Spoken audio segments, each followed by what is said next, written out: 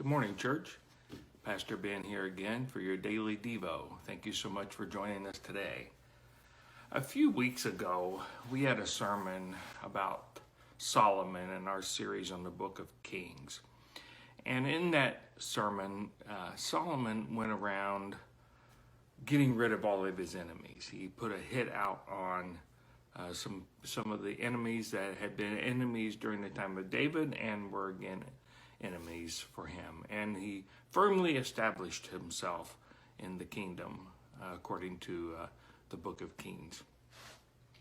And as you were reading that or listening to that sermon, were you bothered a little bit by the violence there? And if you were, you should have been. And you shouldn't let that bother you, that you were bothered by that. You see, there's this critique of the Bible out there that there's this, in the Old Testament especially, all this supposedly or apparently God-sanctioned violence against the enemies of God and the enemies of Israel. And it's been a way for people to tear down our faith and our Bible. And in fact, some even Christians have lost their faith or moved away from the church because of the violence and the things that they read in the Old Testament. And so when we respond to this, there are a couple of mistakes that we can make. One is to automatically assume that God was okay with it, that he actually did sanction it. If you are careful reading of this section where Solomon is getting rid of all of his enemies, would show that, and there's no judgment one way or another. There's no sanctioning by God. God didn't tell Solomon, go out and kill all your enemies. And at the end of it, there's nothing that's said in the Bible. There's no reference one way or another. It's just presented as neutral. So we can't always assume that all the violence was something that God had sanctioned on the part of Solomon or any of the people in the Bible as we read about these events. The facts are just presented. Another mistake we make is we don't take into account the cultural context or the historical context. We're talking about a nation state, and a nation state has to protect itself. A nation state has the right to deal with enemies to the state or to the people. So for Solomon, for instance, to had gotten rid of or killed people who were a threat to his authority and to his nation would be perfectly appropriate. And in fact, if he had not been a believer or not been a follower of Yahweh, chances are he would have killed those guys a lot sooner, and not just killed them. He'd have done much worse to them, including probably destroyed their entire families and rip them apart and throw them off of a cliff and all kinds of nasty things to keep anybody else from ever rising up. He actually dealt with them somewhat humanely, if you will, in the cultural context especially. It was a violent time. We're talking about the Iron Age.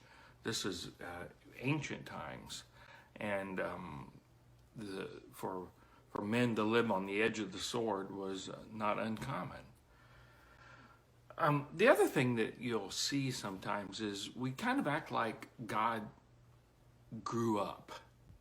That since Jesus came and he preached a message of nonviolence and turning the other cheek, that somehow or another the God in the Old Testament and the God of the New Testament are different. That we grew up, that our faith grew up. And that's just not true at all. From the very beginning, that was God's expectation for people, that's how that they would act a certain way. The whole eye for an eye, tooth for a tooth thing, that's another lesson, but just long story short, it was supposed to be only an eye for an eye, because back in those days, if somebody poked out your eye, you would poke out both their eyes back. It was supposed to be a limiting thing. Here's something from the book of Proverbs, written by the very guy we're talking about by Solomon, and what he says that God's expectation is for us. He says in chapter 20, verse 21, do not say, I'll pay you back for this wrong. Wait for the Lord.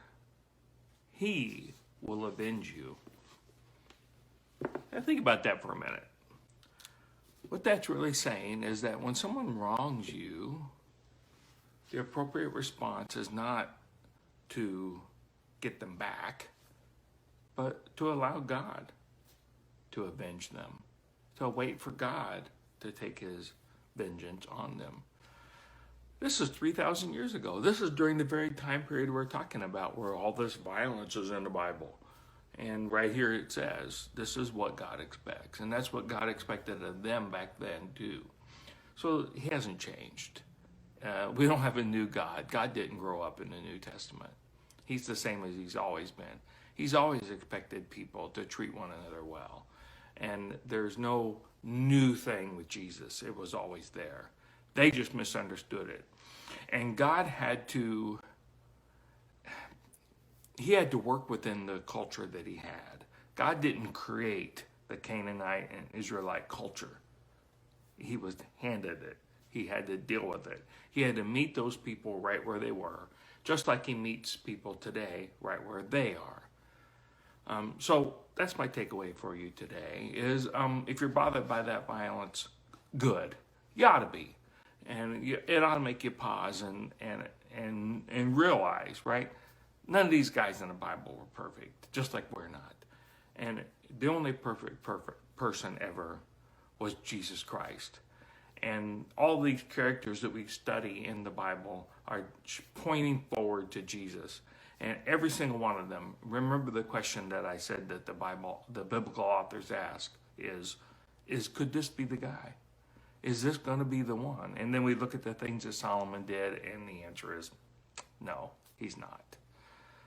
But Jesus was sent, and Jesus brought us a new ethic and put his spirit into us to allow us to follow this advice, to say that, you know what, I'm not going to take vengeance.